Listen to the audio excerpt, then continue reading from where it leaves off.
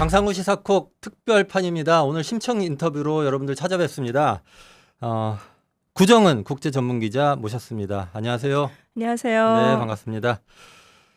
국제 분쟁 오래 취재해 오셨죠? 분쟁을 직접 취재했다고 하기엔 좀 부끄럽고요. 아무튼 국제 네. 이슈를 계속해서 다뤄왔습니다. 아, 예. 네. 오늘 중동 전쟁이 줄기차게 일어나는 이유를 좀 살펴볼 건데요. 네. 그 전에 어느 나라 다녀오셨어요?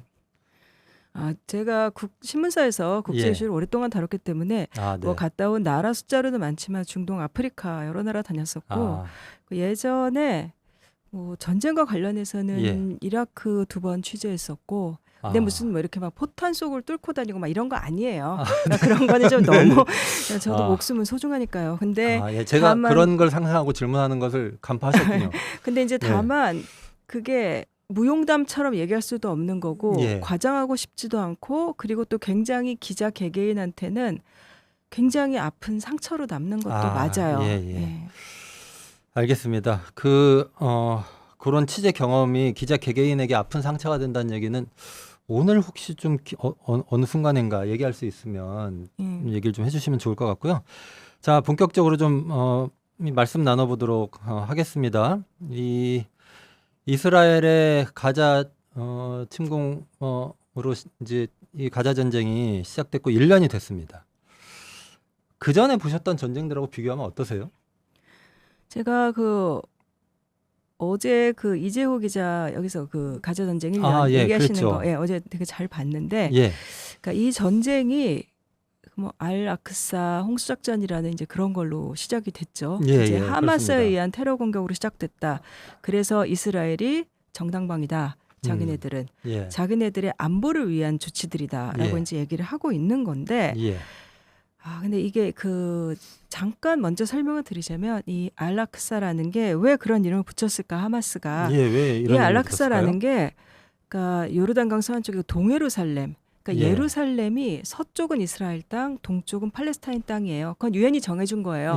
그런데 이스라엘이 계속해서 동예루살렘을 점령하고 있어요. 불법으로. 거기에 있는 곳이 이 알-아크사라는 모스크. 이게 이슬람의 성지예요. 근데 그거를 이스라엘이 어떻게 하냐면은 점령하고 있으니까 툭하면 거기 아랍계 주민들이 그 모스크에 가는 걸 막아요. 아니면은 자기네 강경파 정치인이 거기를 일부러 방문을 해요. 그래서 이슬람 성지인데. 그래서 팔레스타인 사람들이 그러면 저항을 하고 시위를 하죠. 그러면 탄압을 해요. 그 다음에는 유혈 진압해요. 이런 악순환이 계속돼 왔던 거예요. 그래서 시위가 계속해서 벌어졌었고, 그러니까 말하자면 이스라엘이 팔레스타인의 반발에 촉발해서 진압하는 일종의 그런 미끼 같은 그런 식으로 이슬람 성지를 쓰고 있던 거예요. 그러면 동예루살렘이 팔레스타인 원래 유엔에서는 유엔에서 지정한 예루살렘을 둘 다 갖고 싶어 하니까 예루살렘이 이제 유대교, 기독교, 이슬람의 3대 종교의 성지거든요. 근데 그래서 유엔이 이건 나눠서 그러면은 서쪽은 이스라엘이, 동쪽은 팔레스타인이 나중에 뭐 수도로 삼든 어떻게든 해라 그랬는데 이제 이스라엘이 놓아주지를 않는 거고. 그러면 이게 분쟁의 불씨가 그냥 계속 존재하는 거네요, 애초부터. 그런 상황에서 이제 팔레스타인 하마스가 이번에 먼저 공격을 했던 건 맞죠. 10월 7일. 근데 그 전을 계속해서 봐야 되는 거죠. 이 알-아크사라는 곳을 그곳을 중심으로 해서 이스라엘이 계속해서 사람들을 진압하고 살해하고 했던 그 과정을 봐야죠. 그 맥락을 살펴보면서 이 전쟁이 왜 시작됐는지를 좀 확인하는 게 굉장히 중요한 문제 같습니다. 아까 그리고 그 다른 전쟁과 어떻게 다르냐라고 이제 물어보셨었잖아요. 여쭤봤습니다. 제가 보기에 그러니까 저는 사실 예를 들면 우리가 최근에 있었던 가장 큰 전쟁인 20년 전에 이라크 전쟁하고 한번 비교를 해볼게요. 그러니까 이게 지금 이번에 한 1년 동안에 팔레스타인 쪽 사망자가 지금 42,000명입니다. 1년 동안에. 근데 이 전쟁의 사망자 수라는 거는 사실 참 이렇게 전면전에서는 숫자를 딱 세기가 굉장히 힘들어요. 그러니까 이게 딱 떨어지지가 않을 것 같아요. 미군의 입장은 바디 카운트는 하지 않는다. 시체의 수는 세지 않는다. 우리 편 군인들의 사망자 수만 아는 거지 상대 나라의 숫자는 세지 않는다라는 것이 이제 미국의 암묵적인 룰이에요. 근데 이제 이라크 전쟁 같은 경우는 2003년부터 시작해서 뭐 철구는 뭐 아직까지도 완전히 되지는 않았지만 어쨌든 2009년에 사실상 전쟁은 끝났습니다. 근데 이제 사망자 숫자를 알 수 없는 게 당장 폭격을 받아서 총격을 받아서 죽는 사람도 있고 전쟁이 나서 병원이 기능을 못해서 환자가 죽을 수도 있는 거고 예, 그렇죠. 아이가 병원에 못 가서 죽을 수도 있는 거고 이렇게 예. 간접적인 사망자가 굉장히 많아요. 그러면 이 42,000명은 어떤 이번에는 사람들 대상으로 한 대체로 겁니까? 직접적인 사망자들이죠. 직접적인 사망자만 이렇다. 예. 그런데 예를 들면은 이라크전 그 긴 전면전 동안에 미군과 연합군이 살해한 이제 무장반군이 한 23,000명, 민간인 14,000명 정도. 그렇게 세계를 흔들었던 전쟁에서 미군이 살해한 사람하고 지금 이스라엘이 숫자가 더 거의 1년 비슷하거나 만에 많네요. 1년 만에 네. 살해한 사람. 그러니까 이번에 그리고 이 제네바 협약이라는 게 있어요. 이 전쟁과 관련된 인도 법들이 있잖아요. 예, 있죠. 근데 사실은 이론적으로는 민간인은 한 명도 살해하면 안 됩니다. 예. 근데 물론 이제 부수적 피해, 뭐 미국이 주장하는 그런 식으로 해서 민간인 사망자가 한 명도 없는 전쟁이라는 건 사실 없어요. 예. 그거는 좀 물리적으로 불가능하고 그렇지만 민간인 지역을 의도적으로 공격하면 안 되고 특히 학교, 보건의료시설, 문화시설 이런 것들을 유적이라든가 의도적으로 공격하면 절대 안 되는 거죠. 그게 근데 지금 전쟁 양상을 보면 의도적으로 공격하는 게 꽤 있는 것 같더라고요. 꽤 있는 그렇죠? 정도가 아니라 이스라엘은 지금 말로는 하마스를 살해한다고 하면서 의도적으로 이제 살해를 하고 있죠. 그 부분은 좀 이따 다시 한번 전쟁 양상에 대해서 말씀드릴 수 있을 것 같아요. 예, 알겠습니다. 그 전쟁 양상 뒤에 조금 더 얘기를 하고요. 근데 우리가 이제 이 전쟁을 이해하려면 그 처음에 가자지구를 둘러싸고 전쟁이 시작됐는데 예. 뭐 헤즈볼라도 나오고 이란도 나오고 예. 궁금한 분들이 지도를 찾아보시면 이란은 되게 조금 멀리 있죠. 있어요. 예, 굉장히 멀리 있는데 예. 아니 이란은 무슨 관계인 거야? 예. 그게 그다음 갑자기 뭐 처음 듣는 후티 반군 뭐 이런 얘기도 예. 어떤 분들한테 처음 들을 얘기일 텐데 이런 막 나온단 말이에요. 예. 예, 이 전체적인 이 세력 관계 이런 것들 좀 말씀해 주시는 게 좋을 것 그러니까 같습니다. 이스라엘의 주장은 예. 저 멀리 있는 이란이 예. 그 예를 들면 예전에 시리아 내전 때, 뭐 이라크 전쟁 때 언제나 서방은 이란을 이야기를 해요. 근데 꼭 그게 서방의 뭐 마타도어 같은 건 아니고 이란이 굉장히 중요한 세력이기는 해요. 예. 일단 땅이 큽니다. 예. 땅이 크고 인구도 많고 예. 이란은 아랍이 아니거든요. 예. 아랍이 아닌 별도의 민족이고 언어적으로 좀 다릅니다. 그렇습니까? 사람들은 그냥 다 중동하면 다 같을 중동에 것 같다고 있긴 생각할 것 하지만 같은데. 그래서 아랍국들도 이란을 굉장히 꺼려하고 예. 1979년에 이슬람 혁명 그러니까 이슬람 혁명이라는 게 정치적으로 옳았든 잘못됐든 간에 아무튼 민중 혁명을 일으킨 나라예요. 예. 주변의 걸프 왕정 국가들 굉장히 이란을 두려워하죠. 그런 거를. 1979년. 예. 그리고 그때가 호세인이 호메이니. 예. 예, 그리고 그렇죠. 호메이니. 이란이 그 다음에는 계속해서 봉쇄를 당했기 때문에 예. 사실 움츠러들어 있었어요. 네. 당연히. 그런데 2003년 이라크를 미국이 침공하면서 이 중동 복판에 이라크라는 강력한 아랍 국가가 사실상 힘을 잃어버린 거예요. 예. 예. 그러니까 왜냐하면 이라크를 군대를 다 미국이 무력화시켰기 때문에. 예. 그래서 그때는 이라크를 그렇게 무력화시킬 때는 뭐 미국이 자기네들 필요에 따라 그렇게 했겠지만 결국 그래서 그거의 최대 수혜자가 이란이 된 거예요. 그렇겠네요. 예, 예. 다른 나라들은 군사적으로 약하거든요. 그 지역에서 가장 힘셌던 예, 그 나라가 그러다 나라가 보니까 약해졌으니까. 이라크도 약해지고 그다음에 시리아는 고립됐고 뭐 이런 과정을 거치면서 이란이 실제로 프록시 워라고 하는데 예. 미국과 이제 이스라엘에서는 이란의 대리전이다. 근데 그 대리전의 양상이 실제로 좀 있긴 있었어요. 예, 프록시워라고 하는 게 이제 영어인데 뭐 한국말로 대리전. 이야기 쉽게 하면 대리전인 예, 거죠. 꼭두각시들을 내세워서 예. 분란을 일으킨다라는 건데, 네, 그러니까 네. 예를 들면 뭐 이라크에도 친이란계가 있고, 그 더 서쪽에 시리아에도 친이란계 정권이 이란이 지원을 해주고, 그 다음에 거기 옆에 있는 레바논에도 예. 이란이 지원을 헤즈볼라를 지원을 해주고, 그럼 헤즈볼라가 또 그 지원 받아가지고, 그다음에 또 이제 가자지구에 하마스도 지원해주고, 이거 전부 다 이란이 뒤에서 지원을 해주기 때문에 이런 분란이 일어나는 거다라고 이제 미국과 이스라엘은 주장을 하는 주장을 거고, 하는 거고요. 예. 근데 이게 실제로 지원이 실제로 이란이 있는 지원을 것도 많이 사실은 하고, 아닌가요? 예, 사실이고 예. 개입을 많이 한 건 사실이에요. 하지만 어쨌든 간에 그 이란을 그러니까 지금 이스라엘이 벌이고 있는 일을 전부 다 그래서 이건 다 이란 탓이야. 그렇게 볼 수는 없는 그렇게 볼 수는 거죠. 없다. 그거는 이스라엘이 오래전부터 팔레스타인을 그렇게 봉쇄하고 사람들 죽이고 불법 점령했기 때문에 일어난 거고, 거기에서 이제 거기에 저항했던 하마스가 그러다 보니까 헤즈볼라나 이란의 지원을 받았던 거지 이거를 원인과 그 결과를 거꾸로 볼 수는 없는 거죠.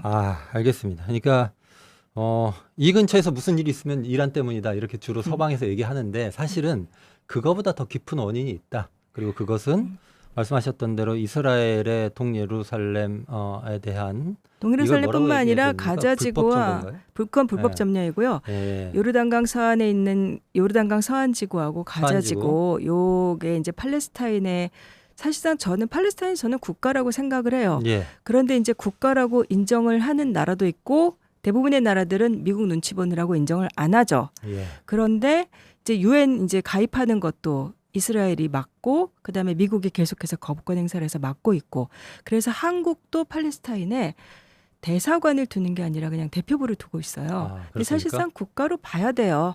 그러니까 대만 같은 존재 정도로 생각하시면 될 것 같은데 이 요르단강 서안 지구와 가자 지구가 서로 떨어져 있는 거, 요 사이를 이스라엘 땅을 살려두고 떨어져 있기 때문에 막고 그러니까 결국은 이스라엘의 불법 점령과 봉쇄 같은 것들이 문제인 거죠. 그게 이 원인이 근본적으로는 이스라엘에게 있다 이런 말씀을 해주셨고요.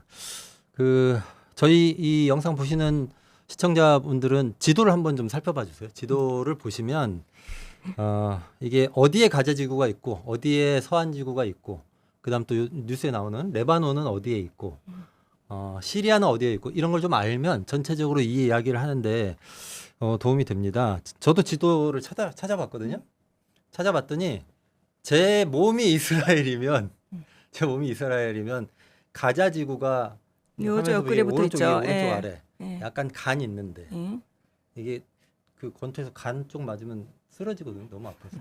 근데 여기 가자 지구가 이쪽에 있고 작게 서안 지구는 이 왼쪽 폐쯤에 있습니다. 그리고 이 몸통 경계면에 이제 요르단 강이 그래서 흐르죠? 요르단강 서안 지구라고 하는 거고. 그게 성경에서 요단강이라고 번역하는 그거예요. 그리고 거기 탁 박혀 있는 데가 예루살렘인 거예요. 예루살렘이에요. 그리고 이 가자는 원래 그냥 그 지역 이름이죠.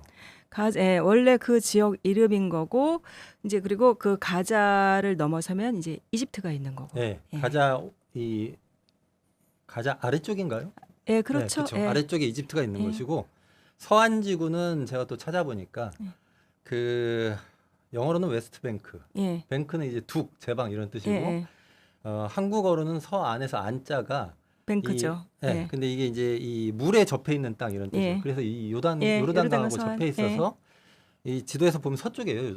요르단강에. 그래서 서안 지구라고 부르더라고요. 그래서 그리고 이제 레바논은 이 위에 있습니다. 위에 있고 이 몸통 위쪽에 있는 거예요. 이렇게 그쪽 지도를 이렇게 몸으로 비교하시는 분은 처음 봤는데 왠지 잘 들어오네요. 그러니까 이게 간 쪽에 가자 지구가 있고 왼쪽 폐 쪽에 서안 지구가 있고 머리 쪽에 레바논이 있습니다. 그러면 그 설명을 바탕으로 또 이 구도를 보면은 그러니까 이쪽에 있는 서안 지구는 무장력도 약하고 거기 팔레스타인 자치정부는 그 너머에 있는 게 요르단인데 요르단하고 이스라엘은 오래전에 이미 수교해가지고 거기는 여기 정치적으로 많이 조율을 하는 나라예요. 조율하는 나라고. 그 위에 이제 레바논. 여기 이쪽에 시리아가 있어요. 근데 시리아가 레바논 이 옆쪽으로 해가지고 여기 요르단 위쪽 시리아가 거기 있죠? 시리아는 이스라엘하고 접경 지대가 있는데 거기 골란고원이라는 땅이 있는데 그건 옛날에 이스라엘이 이미 불법 점령해갖고 유엔이 시리아에 돌려주라고 해도 안 돌려줘요. 안 돌려준다. 그러니까 그쪽이 이스라엘 입장에서는 여기가 불안 요인일 수 있지만 그쪽 땅은 점령을 했죠.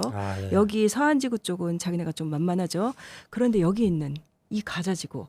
그래서 이번에 거기를 초토화시키고 초토화시키겠다는 거고 너무 봉쇄가 심하니까. 여기는 이제 하마스. 거기는 그 하늘이 뚫린 감옥, 지상 최대의 감옥이라고 할 정도로. 그렇다고 하더라고요. 그다음에 이쪽에는 레바논, 이쪽에 헤즈볼라가 그러니까 이스라엘 입장에서는 요 밑에 있는 가자지구하고 요 위에 있는 헤즈볼라가 굉장히 우리한테는 안보 위협이다. 그러니까 이번에 걔네들을 못살게 굴어서 일단 무장력을 다 괴멸시켜 버리자라는 것이 이스라엘의 안보적인 필요성이라고 주장을 하는 내용인 거죠. 그리고 이제 이 헤즈볼라는 레바논에 있는 무장 단체이면서 정당인 이 헤즈볼라라는 게 그러니까 레바논은 굉장히 복잡한 나라여서 이렇게 여러 종교, 기독교, 뭐 이슬람도 굉장히 여러 종파가 있는 아주 복잡한 그렇더라고요. 구도인데, 예. 네.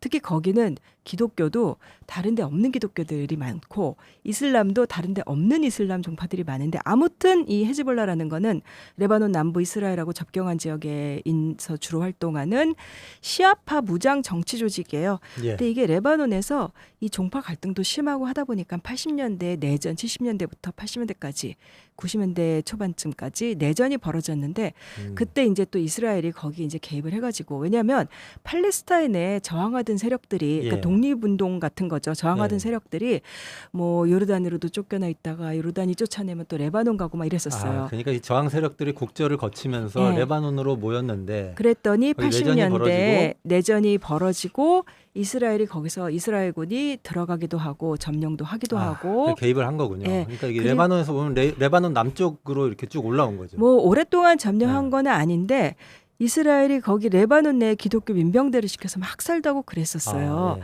그래서 이스라엘에 맞서서 생겨난 조직이 이제 헤즈볼라예요. 헤즈볼라가.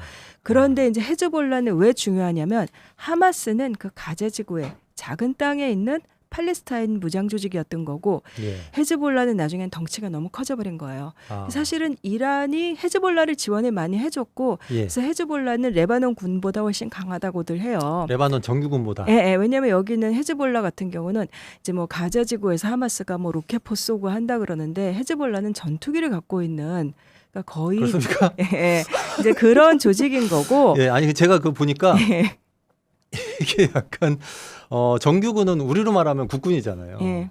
그리고 이제 헤즈볼라는 우리로 말하면 그런 조직은 없지만 이게 의석도 있다면서요. 그러니까 네. 정치 조직이면서 사실상 그래서 레바논에서도 모두가 헤즈볼라를 지지하는 건 아니에요. 예. 근데 주로 이제 남쪽 지역을 헤즈볼라의 아성처럼 되어 있고, 그러면서 헤즈볼라가 일종의 거기서 레바논 내 국가 안에 국가처럼 돼서 네, 어떤 건 네. 행정도 자기네가 하고, 그렇군요. 예, 또 그렇지만 또 이스라엘하고 싸우는 정당성도 있지만 또 다른 종교 세력이나 다른 정당을 지지하는 쪽에서는 또 헤즈볼라를 분란을 일으키는 세력이라고 보는 사람들도 있을 거고. 예, 알겠습니다. 하여튼 그래서 우리로 보면 원내 정당인데 전투기를 가진 원내 정당이다. 예, 특정 지역을 국가처럼 운영하는 국가처럼 운영하고. 정치 조직인 거죠. 예, 그래서 굉장히 저희가 보기엔 독특한데요. 이게 다 역사적 이유가 있어서 이렇게 좀 예. 만들어진 것 같습니다. 예, 저희가 지금 그 하마스 얘기도 조금 했고, 예. 하마스의 뭐 연원이나 이런 건 길게 예, 얘기하지는 않았지만, 그리고 헤즈볼라 얘기도 했습니다.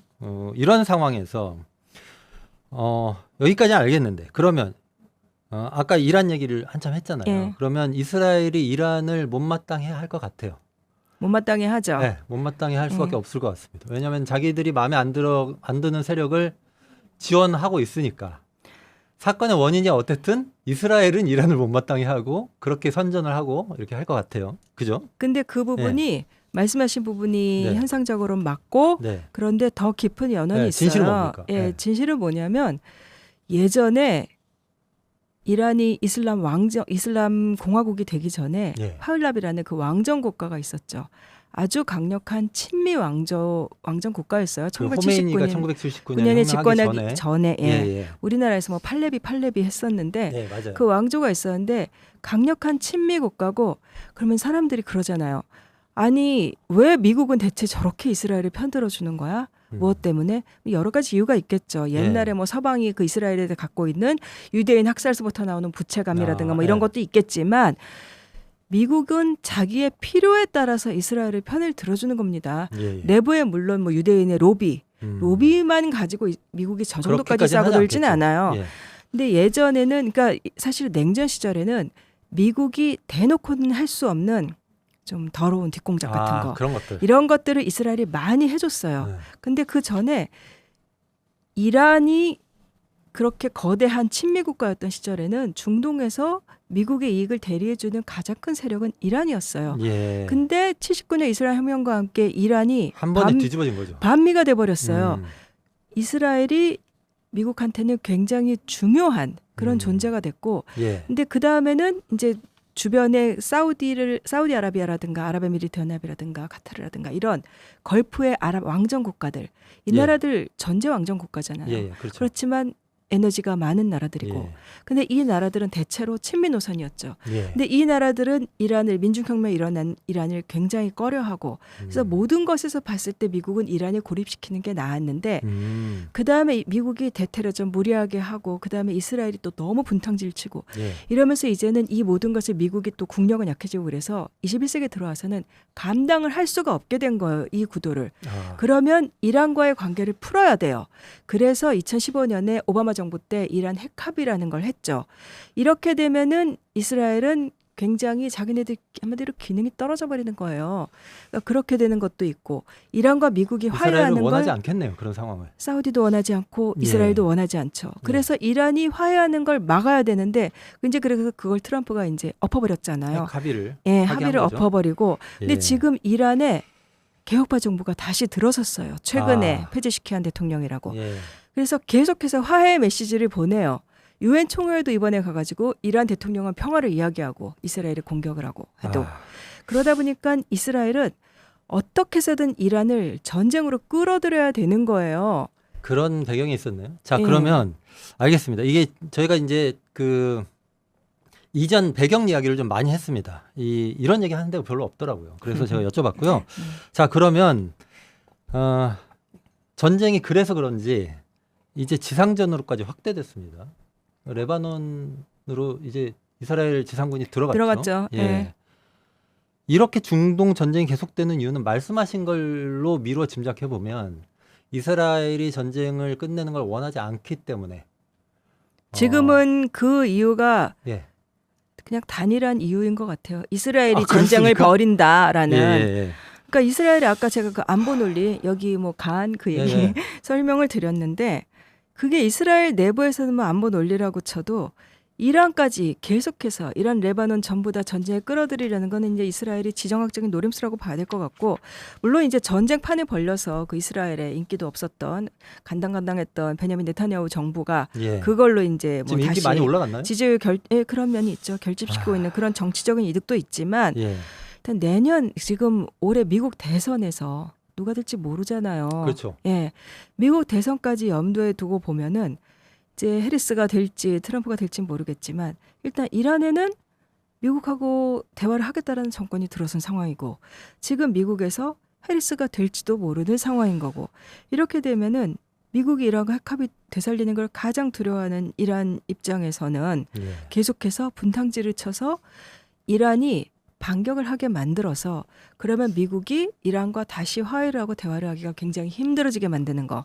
그리고 이란의 개혁파 정권이 들어섰어도 온건파 정권이 들어섰어도 계속해서 이렇게 이스라엘이 이란을 공격해버리면은 이란 내부에도 강경파들이 있거든요. 그렇게 그렇겠죠. 헤즈볼라와 하마스를 지원해주고 했던 이란 내부의 강경파들이 그럼 또 준동하면은 이란의 개혁파 대통령도 입지가 줄어들겠죠. 예, 운신의 폭이 굉장히 줄어들 거고 이런 거를 이스라엘이 노리고 계속해서 있다. 하는데 근데 지금 이란이 이런 걸 모를 리가 없고 그래서 페제시키안 정부가 굉장히 지금 아주 안 말려들면서 여태까지 지금 잘 버티고 있어요. 그러니까 굉장히 상황을 나름대로 관리하면서 예. 외교적으로 해결하려고 하는 발언도 하고 지금 아주 꾹꾹 참으면서 아주 잘 버티고 있죠. 어쨌든 이란이. 이스라엘이 이렇게 공격적으로 나오는 이유 그리고 이란이 그런 태도를 보이는 이유 하는 이런 것들이 전체적으로 지금 맥이 좀 잡히고 있습니다. 말씀하신 내용 중에서 그런 내용을 확인할 수 있었고요. 자, 근데 제가 좀 궁금한 것 중에 하나는 이런 거예요. 이스라엘은 이 전쟁을 계속 할 능력이 됩니까? 무슨 말이냐면 이스라엘도 경제 상황이 안 좋다고 하더라고요. 그리고 네타냐후는 버틸 수 있어요, 그 안에서. 지금 이 전쟁이 끝나는 순간 네타냐후는 감옥에 가야 되기 때문에 부패로 너무나 많은 지금 부패 사건이 걸려 있어서 이제 그런 건데 이제 그 이스라엘 내부에서도 그래서 결국 전쟁이 언제 끝날 거냐, 그래요. 이스라엘이 이 전쟁을 계속할 거냐 이렇게 지금 그걸 물어보시는 건데. 그 이스라엘이 계속 우리 무기는 충분하다라고 하고 있고 그런데 이 전쟁이라는 게 꼭 무기만 있다고 되지는 않아요. 결국은 전투에서 왜 우리 그런 말 하잖아요. 전투에선 이겼지만 전쟁에선 졌다. 이런 얘기 많이 하잖아요. 그런 얘기 많이 합니다. 지금 이스라엘 딱 그런 판국인데 지금 이스라엘은 국제적으로 봐서는 돌이킬 수 없는 강을 건넌 것 같아요. 제가 예. 보기에는 겉으로 보기에는 뭐 미국이 밀어주고 하니까 뭐 지금 승승장구하는 것 같아도 전 세계가 이스라엘을 지금 이제 등지려고 하는 상황이 되어버렸고, 그다음에 얼마 전에 그 영국의 노동당 정부 새 예. 총리가 일단 이스라엘로 가는 무기 거래, 무기 수출 중단한다고 했는데 영국이 이스라엘이 무기 들여가는 거에서 영국이 차지하는 비중 1%밖에 안 됩니다. 아, 그래요? 사실 영향 없지만 굉장히 상징적이죠. 상징적이죠. 그러고 나니까 프랑스의 마크롱 대통령이 똑같은 이야기를 했죠. 이스라엘과 안 되겠다. 그러면 이제는 미국은 영향 안 받습니다. 미국은 그러니까 지금 아마 미국 대선을 보고 이스라엘이 굉장히 많이 지금 무언가 예. 뭐 도모를 하고 있지 않을까 싶은데 예. 이제 미국에서도 지원을 해주긴 해주더라도 지렛대를 갖고는 있을 거예요. 예를 들면 뭐 민주당 정권이 미국에 들어섰다 그러면은 당장 이스라엘 무기 지원 끊어 하는 게 아니에요. 그냥 이 부분에 첨단 전투기를 이스라엘에 인도하는 것을 상당 기간 보류한다. 몇 개월 연기한다라는 걸로 계속해서 시그널을 주면서 관리를 하는 건데 사실상 미국이 재정 지원, 무기 지원을 하지 않으면 이란이 힘든 상황인 거고, 그리고 이스라엘의 지금 문제는 뭐냐면 출구 전략이 안 보여요. 그럼 미국 입장에서도 그렇고 이스라엘 자체로 봐서도 그렇고. 이렇게 전쟁을 대대적으로 벌려놨는데 언제가 그러면은 끝내는 순간이냐, 우리 승리했어라고 하는 순간. 그럼 예를 들면은 하마스를 어느 정도 괴멸시켰다, 군사 조직을 약화시켰다라고. 하마스의 지금 지도자들은 거의 다 살해됐거든요. 그러면 그렇죠. 그런 상황에서 이제 여기서 끝 하고 물러났으면 되는데 그거를 안 하고 있고, 그다음에 그러면은 레바논까지 벌렸는데 레바논 헤즈볼라의 지도자가 하산 나스랄라는 중동의 영웅이었었거든요. 네, 사망했잖아요. 그러니까 1992년에 그때부터 이제 헤즈볼라 지도자였고, 근데 그러면 그 나스랄라를 살해했을 때 여기까지 끝 했으면 되는데 또 지금 지상군 투입하고 그렇게 되고 계속해서 이란까지 걸고 넘어지려고 하는데, 그럼 어느 시점에 이스라엘이 그걸 끝낼 거냐? 그래서 이스라엘 내부에서도 그 이스라엘 국내정보국이라고 신베트라고 이제 악명 높은 기관이 있는데, 신베트의 전 국장도 최근에 뭐 포린 어페스런데 글 쓴 거 보면은 뭐라고 썼습니까?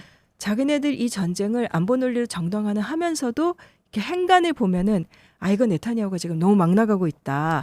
그래서 그래서 지금 이게 이렇게 국제사회의 신뢰를 얻어서는 이스라엘이 그러면 신뢰를 잃어서는 안 되죠. 안 그렇죠. 되는 것도 있고, 그 다음에는 출구 전략이 없는 거. 이게 지금 이 전쟁을 끝낼 그 계기가 뭐냐라고 해서 말씀하신 게 다 이제 그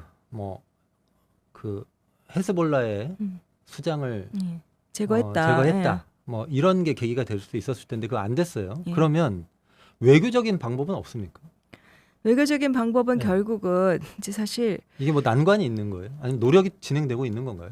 노력은 계속 진행되고 있는데 이스라엘이 말을 안 듣죠. 그래서 결국은 이번 전쟁은 사실 제가 이렇게 여러 지역에 이제 국제 뉴스를 오래 다루다 보면은 여러 지역의 분쟁이나 이런 걸 보잖아요. 근데 항상 보면은 이런 말 써도 되는지 모르겠는데 어느 나라건 아니요, 그게 아니라 어느 나라건 분쟁이 있을 때 그 나라에서 제일 나쁜 놈은 그 나라 놈이에요. 그러니까 어떤 의미냐면 그 나라에서 나쁜 놈은 그 나라 사람이 다른 예를 들면 수가 미국이 이라크를 침공한 거는 너무나 잘못한 행위였지만 사담 후세인이 이라크에선 제일 나쁜 놈이었어요. 그런 의미예요. 왜냐하면 어느 나라나 어느 정도는 자결권을, 자율성을 갖고 있어요. 아무리 미국이 막강하고 또 혹은 다른 나라가 강대국이 뭐 옛날에 식민 통치를 했고 하더라도 어느 정도의 자율성을 모든 나라는 갖고 있습니다. 그 자율성을 갖고 있다라는 게 국가라는 거의 의미인데 지금 팔레스타인은 그게 없는 거잖아요. 그 국가를 아직까지 인정을 받지 못하고 있다는 거. 근데 그래서 이 이스라엘 팔레스타인 분쟁이라는 딱 요 사안만큼은 세계의 다른 어떤 종류의 분쟁과도 다르게 이들의 관계는 오직 미국이라는 강대국이 없으면 이 상황까지 안 가는 건데, 이 나라가 유엔에서 안보리에서 거부권을 갖고 있는 미국이 계속해서 이스라엘을 편들어주고 무기를 대주고 있기 때문에 이 분쟁은 안 끝나고 이스라엘이 저렇게 막가파식으로 나올 수 있는 거예요. 그런 책임이 이 분쟁은 그래서 절대적으로 그러니까 이게 뭐 1948년에 이스라엘이 건국이 됐는데 그러면 그때까지 거슬러 올라가서 이스라엘이 건국된 것 자체가 문제였어. 지금 그렇게 이야기를 할 수는 없어요. 팔레스타인 사람들은 굉장히 억울하겠지만 어쨌든 이스라엘이라는 국가가 거기에 존재하는 것도 지금은 정치적인 현실이에요. 그것까지 따질 수는 없지만 출발을 해서 이제 그러니까 두 국가 해법 이런 거를 그래서 둘이 독립국가 만들어서 어떻게든 살아보자라고 양측이 또 합의를 했던 건데 아니 그 미국 조 바이든 대통령도 유엔 총회에서 마지막 연설하면서 그 얘기를 했잖아요. 두 국가 해법이 평화를 회복할 수 있는 유일한 길이다. 네. 본인들이 유엔 그 안보리 그 상임 이사국으로서 팔레스타인을 계속 국가로 인정하지 않고 무기를 지원하고 이렇게 하면서도 어쨌든 지금 국면에서 바이든 대통령은 두 국가 해법을 얘기를 했어요. 말은 그렇게 했단 말이죠. 그러니까 미국의 입장은 그거는 일관되게 두 국가 해법을 지지한다라는 건 맞아요. 그건 전 세계가 그거를 지지하는 거예요. 그래서 그렇게 해서 독립국가를 만들어서 어쨌든 출발하자라고 이스라엘도 합의를 해서 나왔던 게 1993년에 오슬로 평화협정이라는 거였는데 그걸로 이스라엘 팔레스타인 지도자가 노벨 평화상도 받았고 이스라엘 총리는 그다음에 바로 암살됐지만 근데 이게 그때 두 국가 해법이라는 것의 두 국가라는 것도 팔레스타인을 우리가 생각하는 완전한 국가로 만들어주자는 게 아니라 그런 뜻은 아니다. 팔레스타인 소국가론이라 그래서 국방력 없는 나라로 남겨두자라는 거였어요. 거기에 그런 뜻입니까? 거기에 그 지역에서 그래도 거기에까지 합의를 해줬는데 그랬는데 이제 그거를 이스라엘이 계속해서 무력화를 시키고 있는 거고 이스라엘은 지금은 그거조차 싫다. 라고 하고 있는 거라서 그래서 이번에 저는 그 가자지구 초토화시킨 걸 보니까 사람들만 죽인 게 아니라 건물들을 다 갈아서 거기 사막으로 만들었더라고요. 아마 이거는 국가로서 존재 못하게 하려는 사람들 다시 못 돌아오게 하려는 그런 의도가 아닌가라고 알겠습니다. 의심이 되죠.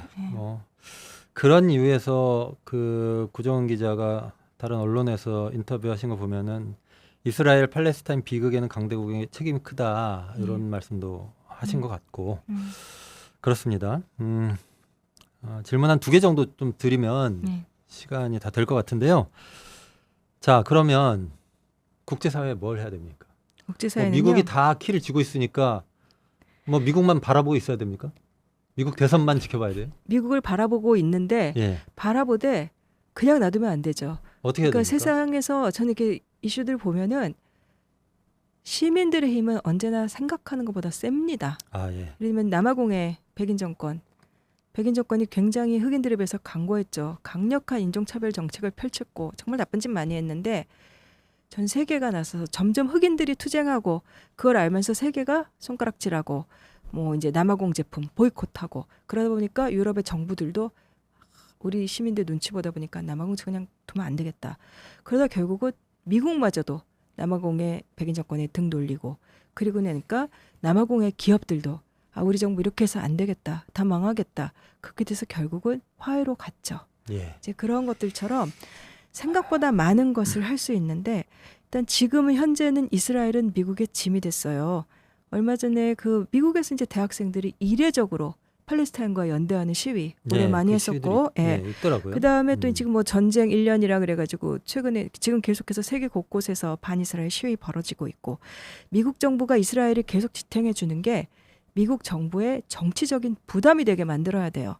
근데 이스라엘이 끄떡없는 것 같지만 그렇지 않아요. 옛날에는 이스라엘 팔레스타인 문제를 중동 분쟁 이런 식으로 애매하게 불렀는데 한 2009년부터 이스라엘이 가자지구에서 이런 식으로 하니까 이건 이스라엘 가자 전쟁. 서방의 부른다? 언론들이나 지식인들도 전부 다 이건 이스라엘의 전쟁 행위다.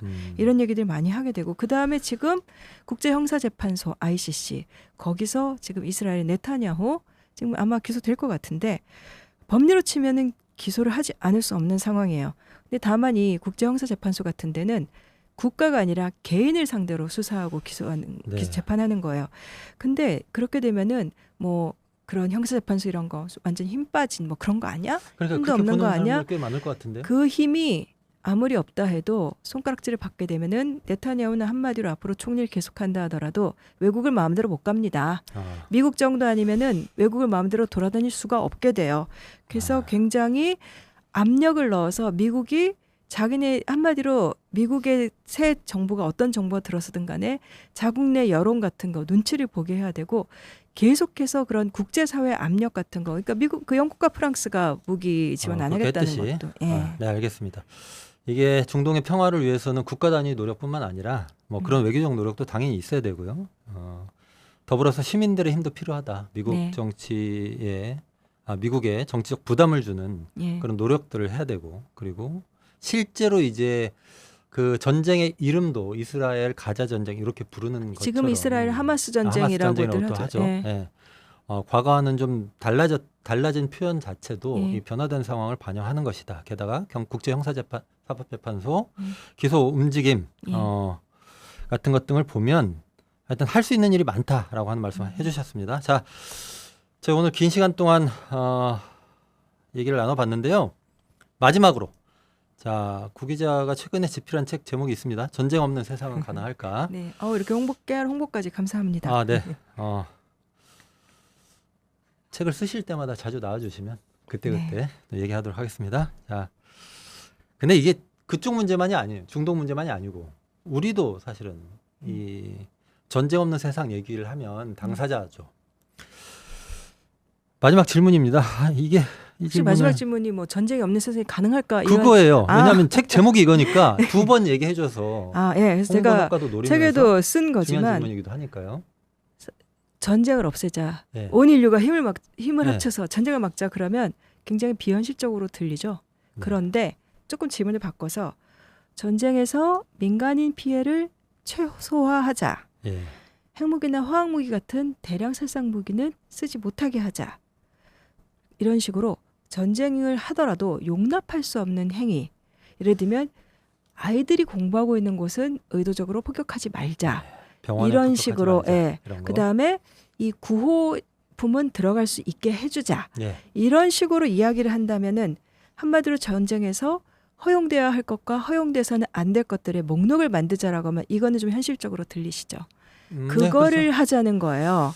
그러니까 전쟁을 다 막지는 못해도 덜 참혹하게 만들 수는 있다. 어떻게 보면 2차 대전 이후에 유엔의 존재 자체도 그렇고 계속해서 우리가 국제법 체제를 만들어 온 것이 바로 그렇게 되도록이면 전쟁이 나지 않게 하고 평화적으로 외교적으로 풀게 하고 전쟁이 나더라도 덜 참혹하게 만들자. 지금 이스라엘이 그것을 깨고 있는 겁니다. 그러니까 그것들을 지키게끔 압박을 하자는 거고. 알겠습니다. 전쟁 없는 세상은 가능할까? 덜 참혹한 전쟁을 만들기 위해서 세계적인 노력이 진행이 되면 전쟁 없는 세상으로 한 발 더 나갈 수 있지 않을까 이렇게 좀 생각이 됩니다. 자, 하마스 이스라엘 전쟁 그리고 레바논으로까지 확대된 이 전쟁이 최대한 빠르게 잘 종결될 수 있었으면 좋겠다는 생각을 하면서 오늘 이 문제를 좀 다뤄봤습니다. 함께해 주신 구정은 국제전문기자님 감사합니다. 감사합니다. 네, 감사합니다. 강상구의 시사콕 심층 인터뷰 이것으로 마치겠습니다. 고맙습니다.